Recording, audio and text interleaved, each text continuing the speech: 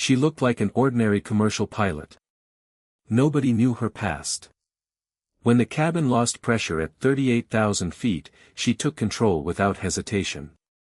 Then F-22 fighter jets scrambled beside her plane, and the pilots heard one word on the radio, Ghost Rider. Everything changed after that. Before you watch full story, comment below from which country are you watching. Don't forget to subscribe for more amazing stories.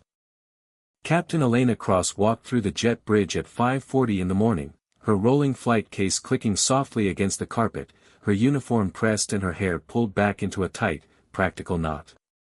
She looked like every other airline captain who had ever walked that bridge, tired eyes hidden behind calm professionalism, a coffee in one hand, a headset bag in the other. Nobody glanced twice at her. Nobody ever did. That was exactly how she liked it.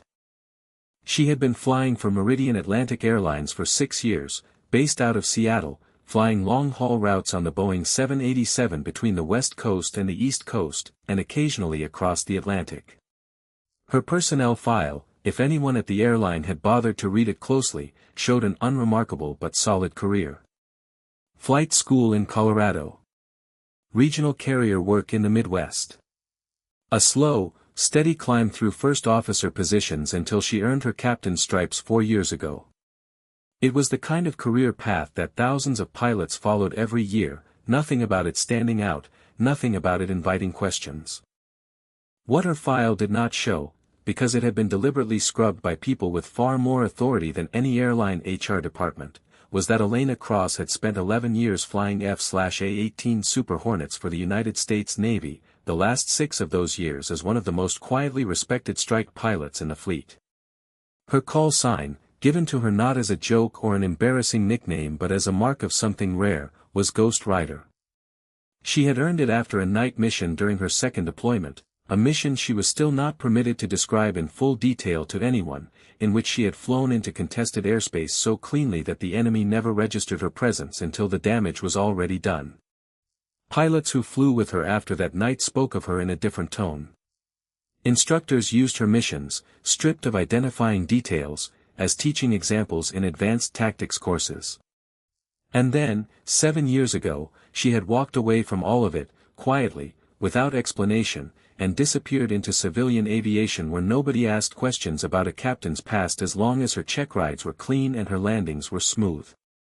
That morning, Flight 2291 was a standard transcontinental run, Seattle to Washington Dulles, 5 hours and change, a full cabin of 289 passengers. Her first officer was a younger pilot named Daniel Reyes, 3 years into his airline career, easygoing and talkative, the kind of young captain in waiting who filled quiet cruise hours with stories about his upcoming wedding. Elena liked flying with him. He was competent, careful, and completely unaware that the woman running through the pre-flight checklist beside him had once brought a battle-damaged fighter jet back onto a pitching carrier deck at night with half her hydraulics gone. The pushback was routine. The taxi was routine. The takeoff, climbing out over Puget Sound into a clear morning sky, was routine. Elena settled the aircraft into cruise at 38,000 feet, engaged the autopilot, and let herself enjoy, as she often did, the strange piece of commercial flying, the total absence of anyone shooting at her, the total absence of split-second life and death calculations, just the low hum of the engines and the slow curve of the country passing beneath the wings. 3 hours into the flight, somewhere over Nebraska, the first sign of trouble came not as an alarm but as an absence.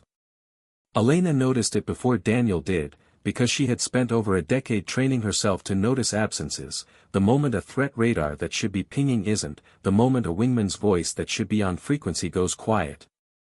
The cabin altitude indicator, which should have held steady near 6,000 feet of equivalent pressure, was drifting. Not fast. Not enough to trigger the automated warning chime. Just a slow, deliberate creep upward, the kind of change a pilot glancing at the panel for 2 seconds would never register, but the kind of change Elena's eyes caught immediately because she had spent years trained to distrust exactly this kind of quiet, gradual anomaly. "Cabin's climbing," she said, keeping her voice level. "Slow, but it's climbing." Daniel frowned at the display.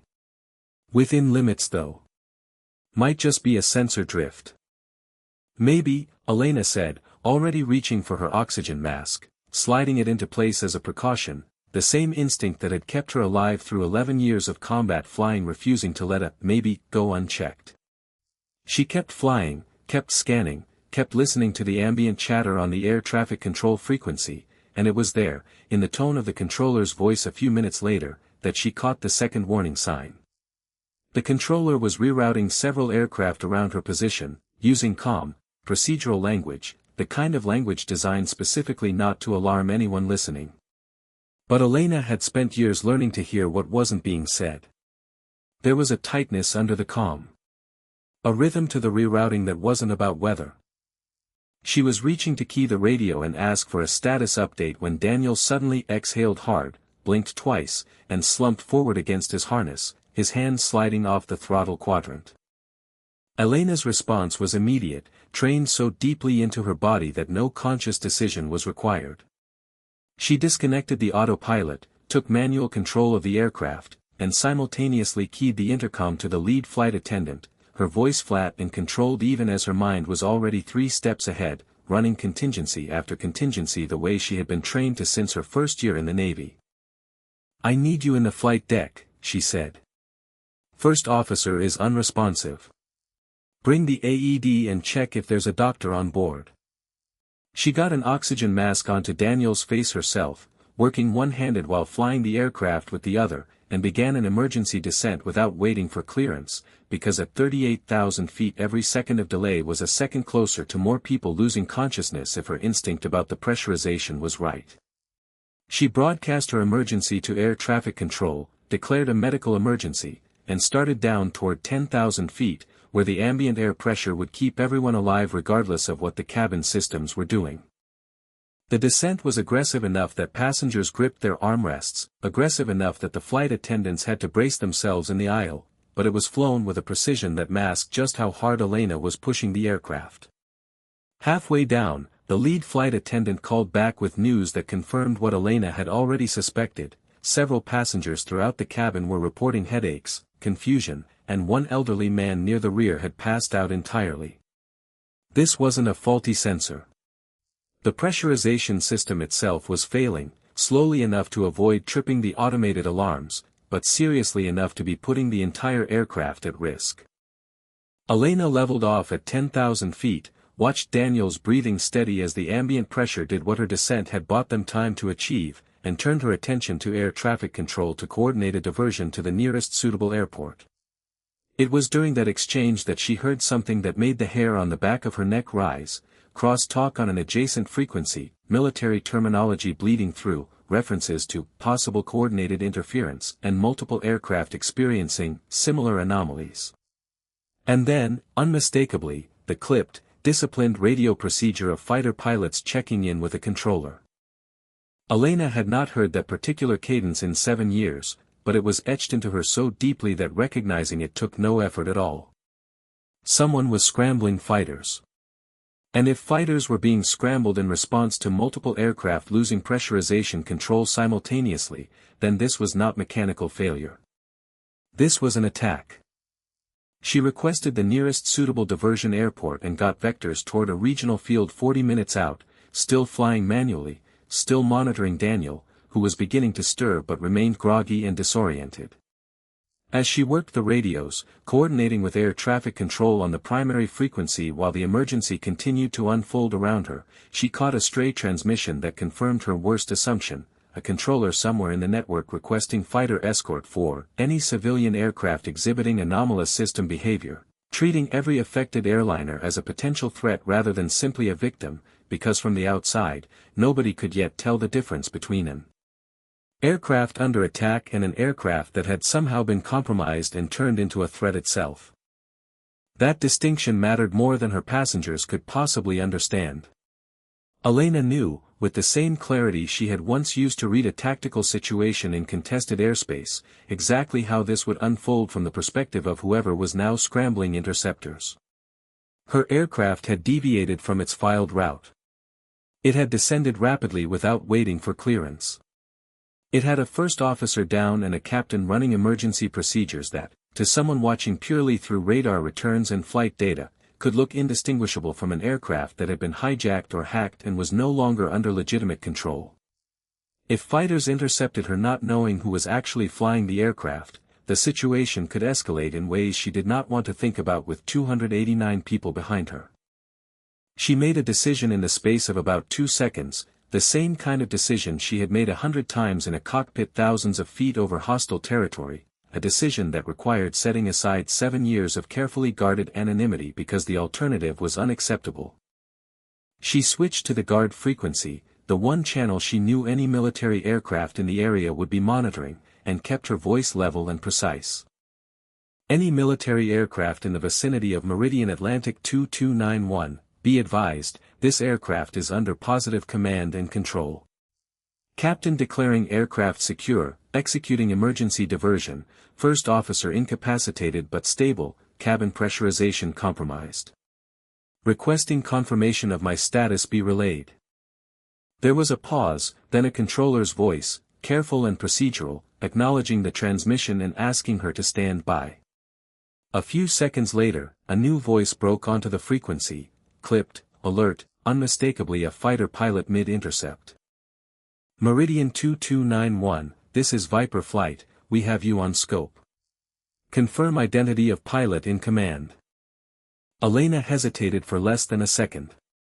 She could have given her name, her employee number, her flight license, all things a hostile actor could have fabricated or extracted under duress, none of which would mean anything to a fighter pilot trying to make a split-second determination about whether the aircraft in front of him was a threat. There was only one thing she could say that would carry actual weight on a military frequency, one thing that would be instantly, unmistakably verifiable by anyone with access to Navy tactical records. Viper Flight, this aircraft is under command of Ghost Rider. Authenticating. The frequency went silent. Not the ordinary silence of an open channel with nothing being said, a different kind of silence, the kind that happens when the person on the other end has stopped talking because they are processing something they did not expect to hear. It stretched 3 full seconds, long enough that Elena wondered if the transmission had even gone through. Then the fighter pilot's voice came back, and the crisp, procedural tone from a moment earlier had cracked slightly, replaced by something closer to disbelief. Say again, confirmed call sign.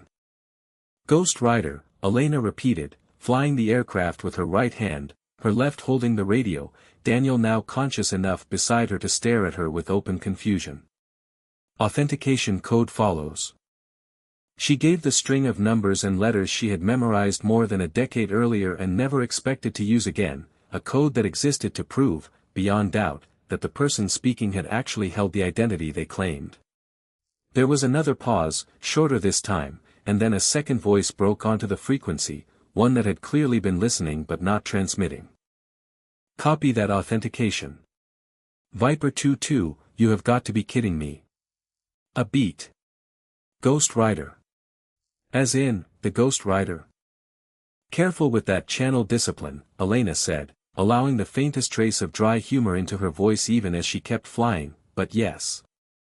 The lead pilot, call sign Viper 1, came back on with a tone that had shifted entirely, all business but with an unmistakable current of something like reverence running underneath it. Ma'am, we did not expect to hear that name on this frequency. My squadron trained on your after-action reports. We're adjusting our posture, you are not being treated as a threat, repeat, not a threat. We are assuming escort position to your diversion field. Say your status and what you need from us. Elena felt something settle inside her chest, the old rhythm of tactical communication clicking back into place as though no time had passed at all. Viper 1, I've got a first officer recovering from hypoxia, multiple passengers with symptoms, and a pressurization system I don't trust. I need priority handling into the field, ground crews ready for a mass casualty assessment, and I need someone looking into whether this is isolated to my aircraft or part of something broader, because I do not believe this was a mechanical failure. Copy all of that, Viper 1 said. We'll relay up the chain. Flight of 2 Raptors is forming up on your 6 and 8 o'clock, we'll stay with you until you're on the ground. It is an honor, Ghost Rider.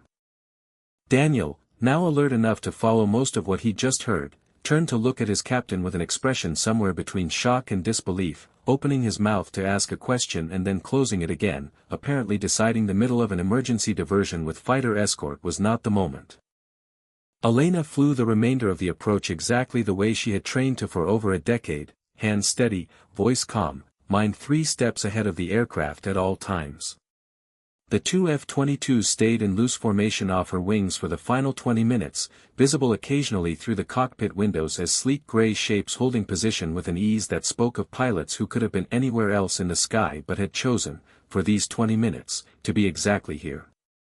Passengers in the cabin who caught glimpses of the fighters through their windows began murmuring, phones coming up to take photos, a ripple of confused unease spreading through the cabin that the flight attendants worked hard to calm with a carefully worded announcement about a precautionary security escort. The field had been cleared for her arrival. Emergency vehicles lined the runway, lights flashing, and as Elena brought the 787 down onto the tarmac with a landing so smooth most passengers didn't fully register the wheels touching down, she could see the response already staged and waiting, medical teams, security personnel, and a knot of officials standing near a set of vehicles that had clearly been positioned before she'd even entered the traffic pattern. She taxied to the isolated area she was directed to, shut down the engines, and sat for a moment in the sudden quiet of the flight deck, aware that the version of her life she had spent 7 years carefully maintaining was already over, had been over from the moment she keyed that guard frequency and said 2 words she had buried a long time ago. Daniel was still staring at her. "Ghost Rider," he said slowly, testing the words. I've heard that name. My cousin's in the Navy, he told me stories about a pilot with that call sign like it was some kind of legend. That's you. That's a story for after we get everyone off this aircraft safely, Elena said, already unbuckling, already shifting back into the practical, procedural mindset that would get her passengers through the next hour. But she allowed herself the smallest smile, because for the first time in 7 years, she didn't feel the need to deflect the question entirely. The deplaning was handled with quiet efficiency, medical teams boarding to assess the passengers who had shown symptoms during the depressurization, security personnel conducting a careful, professional sweep of the aircraft and its systems. Daniel was checked out by paramedics who confirmed he was recovering well from the hypoxia with no lasting effects. And as Elena stepped off the aircraft onto the tarmac, a man in a flight suit, a full colonel, judging by the insignia, walked toward her with a look on his face that mixed professional composure with something more personal. "Captain Cross," he said, extending a hand. "Colonel Whitfield. I flew with pilots who flew with you, a long time ago. I have to say, this is the last place I expected to be shaking Ghost Rider's hand." "It's been a long time since anyone's called me that," Elena admitted.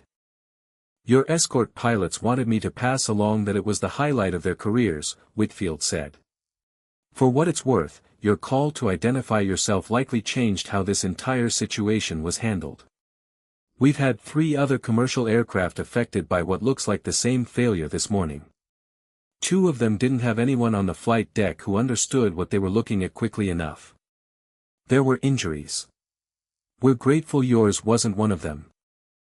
Elena felt the weight of that settle over her, the particular heaviness of knowing that her training she had spent years trying to set aside, had made the difference between an ordinary emergency landing and something far worse. Over the following hours, Elena sat through a debrief with investigators from several agencies, laying out in careful detail everything she had observed, the slow, deliberate creep of the cabin altitude that hadn't triggered automated warnings, the timing relative to air traffic control's unusual rerouting patterns, the way Daniel's collapse had aligned almost precisely with the first detectable pressure anomaly. Her account, delivered with the same clarity and precision she had once used in mission debriefs after combat sorties, became a key piece of the puzzle investigators were assembling. It would take days for the full picture to emerge. A sophisticated intrusion into the wireless data links several airlines used for routine system updates, exploited to feed corrupted commands into pressurization controllers slowly enough to avoid immediate detection. Elena's aircraft, along with 3 others, had been targeted in what investigators would eventually describe as a coordinated test of the vulnerability, something between a proof of concept and an attack, its full purpose still under investigation long after that day ended. A woman from a federal cybersecurity task force, introduced only as Agent Park, spent nearly an hour walking Elena through a timeline of transmissions and system logs, asking her to place her own observations against the technical data the investigators had already pulled from the aircraft's maintenance recorders. Elena found herself doing something she hadn't done in 7 years, translating a chaotic, high-pressure sequence of events into the kind of clean, sequential account that combat debriefs had trained into her long before she ever flew a passenger jet. She described the exact moment she'd noticed the cabin altitude drifting, the exact wording the air traffic controller had used that had first raised her suspicion, the precise interval between Daniel's collapse and the first passenger complaints of dizziness. Agent Park stopped writing at one point and simply looked at her. Most captains wouldn't have caught the altitude drift that early, she said. The automated systems wouldn't have flagged it for another 6, maybe 7 minutes. By then you'd have had a cabin full of unconscious passengers instead of a few dozen with headaches. I was trained to notice things before the systems tell me to, Elena said simply. By the time the debrief wound down, the sun had dropped low enough that the floodlights around the aircraft had switched on, throwing long shadows across the tarmac. Word had begun to spread through the small crowd of military and airline personnel gathered near the operations building, not through any official announcement but the way it always did, quietly, pilot to pilot, technician to technician, until half the people on that ramp were finding some reason to walk past the isolated parking area just to catch a glimpse of the captain everyone was suddenly talking about. The 2 F-22 pilots, call signs Viper 1 and Viper 2, found her during a break in the debrief, both of them younger than she expected, both of them looking at her with an expression she remembered seeing on young pilots' faces years ago whenever her name came up in a ready room. Viper 1 introduced himself properly this time, his name was Captain Marcus Ibarra, and admitted, a little sheepishly, that he'd broken radio discipline earlier because he simply hadn't been able to help himself. "We train on your missions," he said. "The details are still classified, obviously, but the tactics, the decision-making under pressure, that's in our syllabus." Half my squadron thought Ghost Rider was basically a legend, like maybe half true, half exaggerated over the years. And then you're on my scope, flying a 787 full of passengers, handling an in-flight emergency and a possible hostile intercept situation at the same time, without missing a beat. He shook his head. "It's not exaggerated." "I appreciate that," Elena said, "but today wasn't about old missions. It was just about getting my passengers down safely. That's the job now." "Maybe," Ibarra said, "but it's the same person doing it either way." By the time Elena finished the debrief, evening had settled over the airfield, the sky streaked orange and purple over the runway where her 787 still sat under floodlights, technicians combing through its systems. She walked out to the edge of the ramp alone for a few minutes, the smell of jet fuel and the distant sound of engines running through checks a strange kind of comfort, the same comfort that had drawn her to aviation in the first place, long before any of it had a call sign attached to it.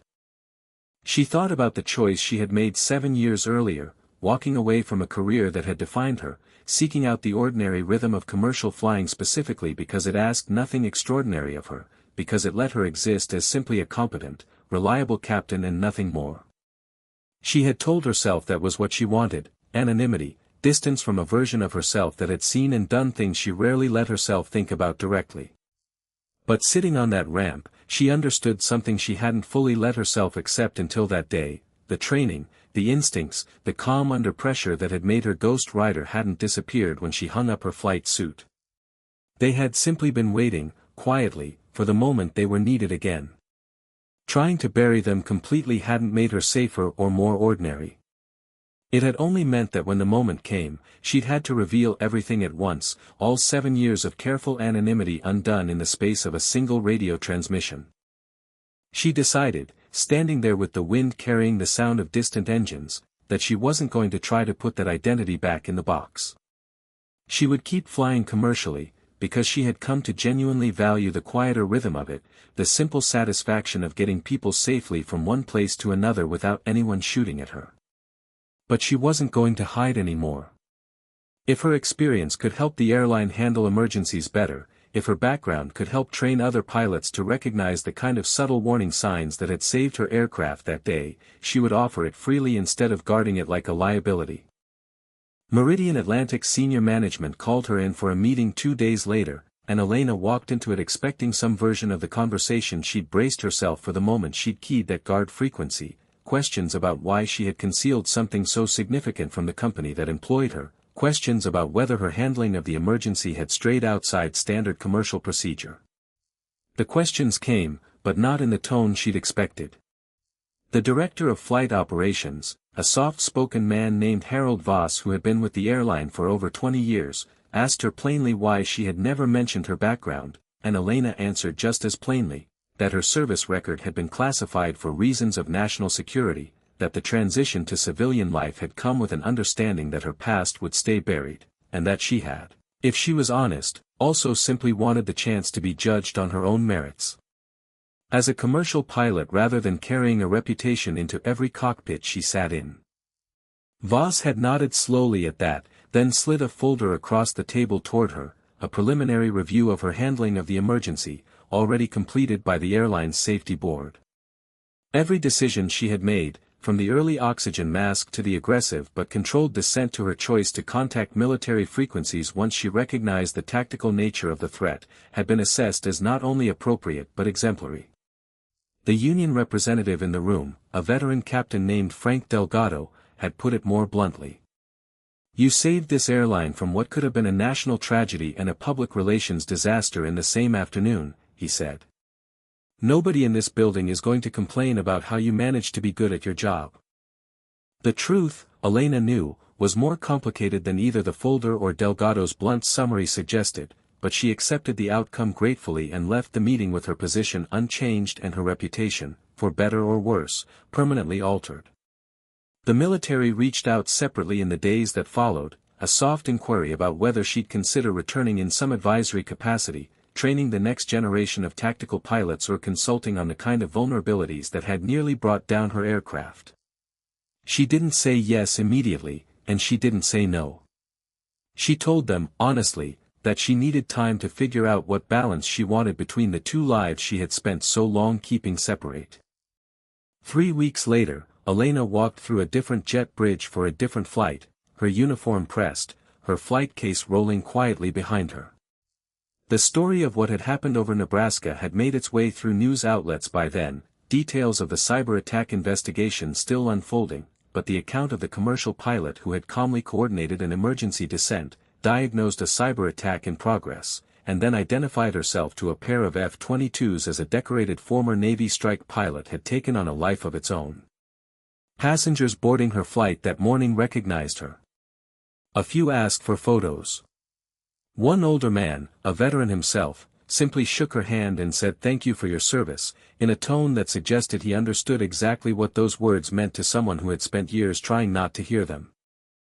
Her new first officer, a woman a few years younger than Elena named Priya Anand, had clearly done her research before the flight and treated her not with the easy, peer-to-peer familiarity Daniel once had, but with a quiet, careful respect, the kind reserved for someone whose reputation had suddenly expanded well beyond what her personnel file had ever suggested. "I read the incident report," Priya admitted as they ran through the pre-flight checklist together. "I have about 1,000 questions." "Ask me one," Elena said, "and I'll answer it honestly. Ask me the rest after we land." Priya smiled and asked her question, and Elena answered it, and then they finished the checklist together and pushed back from the gate on schedule, just another commercial flight full of passengers who trusted the woman in the left seat to get them safely to their destination, the same way passengers always had. The difference now was that Elena no longer felt the need to separate the two halves of who she was. She was still the captain who flew smooth approaches and handled turbulence without alarming her passengers, still the pilot her colleagues had always known as calm, dependable, and quietly excellent at her job. But she was also, undeniably, and now openly, Ghost Rider, the pilot whose name still made fighter jocks sit up straighter when it came across a frequency, whose instincts had once again proven sharp enough to save hundreds of lives when it mattered most. She had spent 7 years believing those two identities couldn't coexist, that walking away from one meant leaving it behind entirely. What that morning over Nebraska had taught her, in the space of less than an hour, was that the skills, the instincts, and the courage that had made her a legend in one cockpit had never actually left her. They had simply been waiting quietly in the background of an ordinary commercial career, ready the moment they were truly needed, and when the moment came, when two F-22 pilots heard the words, "Ghost Rider," crackle across a military frequency from the cockpit of a civilian airliner, they understood immediately that legends don't retire. They just wait for the next mission that matters.